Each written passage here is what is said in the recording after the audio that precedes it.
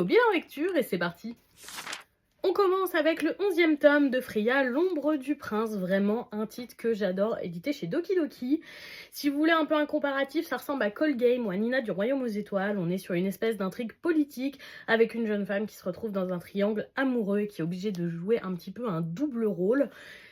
C'était vraiment un super tome, un tome transitoire qui nous permet de terminer l'arc qui était en cours à Asha et de retourner dans le pays de Freya. C'était une très très bonne lecture, un peu plus centrée sur la romance, qui n'était pas du tout désagréable, j'ai vraiment apprécié.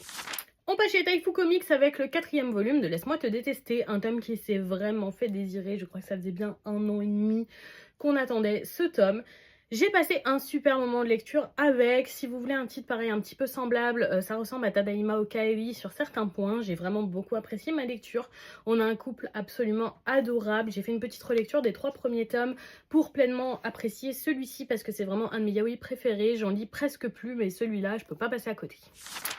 Chez Kurokawa, j'ai lu le 22e volume de Mayomiro. Je maintiens que cet arc 7 ans plus tard est vraiment l'arc de trop à mon sens et ça c'est dommage parce que l'histoire était très très bien mais là je trouve que c'est vraiment l'arc pour continuer l'histoire et qui n'a pas vraiment lieu d'être.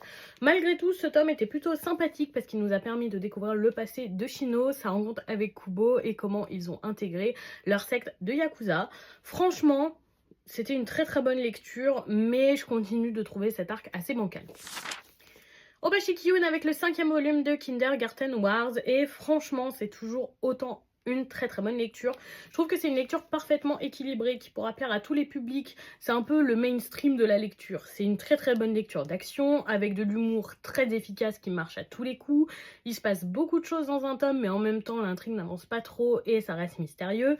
On a un petit fond de romance et quelques moments touchants. Franchement c'est juste un titre qui est parfait pour fonctionner dans l'état actuel des choses et je serais vraiment pas étonnée d'avoir un animé très bientôt. On passe chez Pika avec le 1er volume de You're My Soulmate. Je vous ai déjà dit que je ne voulais plus lire de nouveautés de chez Pika, mais en y réfléchissant, je passe quand même à côté de très bons titres sûrement.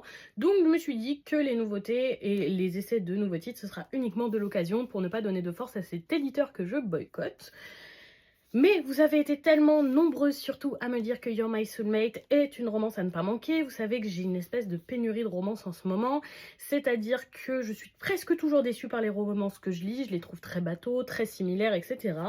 Et pour le coup, j'ai vraiment beaucoup apprécié ce titre. On se retrouve avec des personnages à l'université un peu plus adultes que ce qu'on retrouve souvent dans les shoujo et ça c'est pas plus mal et j'ai beaucoup apprécié ce premier tome et la première approche de nos personnages. C'est un très bon début de romance, on sait à 200% avec qui elle va finir, il n'y aura aucune surprise mais en même temps c'est agréable à lire. Si vous voulez un titre un petit peu similaire, alors uniquement sur le fait de leur âge et du rapprochement, c'est un petit peu dans le style Sign of Affection. On passe du côté glauque de la force avec Boys Abyss, ce 13e volume édité chez Kana. J'adore ce titre que je conseille pour un public très très très averti parce que franchement ça peut parfois choquer.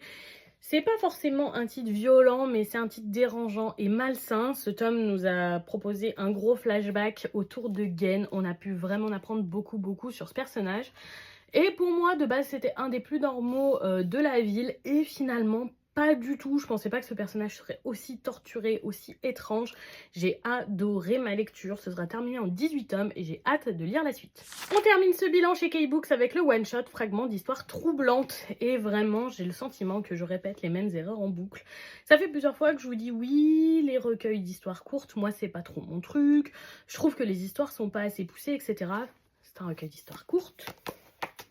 J'avais dit que j'en prenais plus, j'ai vu les images, j'ai vu les plans, je me suis dit ouais, ça a l'air trop cool, en plus c'est un petit peu style un peu dérangeant, moi j'aime bien.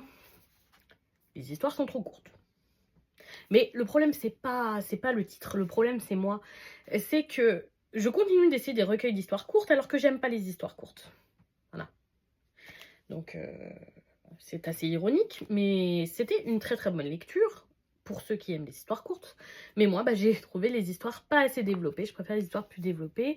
Donc, je vous le recommande si vous aimez les histoires courtes. Et si, comme moi, vous n'êtes pas fan d'histoires courtes, ce ne sera pas pour vous. Et si vous êtes plus intelligent que moi, vous arrêterez d'en prendre. Parce que vous savez que c'est pas votre truc. Et voilà pour ce bilan lecture. Dites-moi si vous avez lu ces titres ou si certains vous tentent. Je serais curieuse de vous lire dans les commentaires. Bye tout le monde.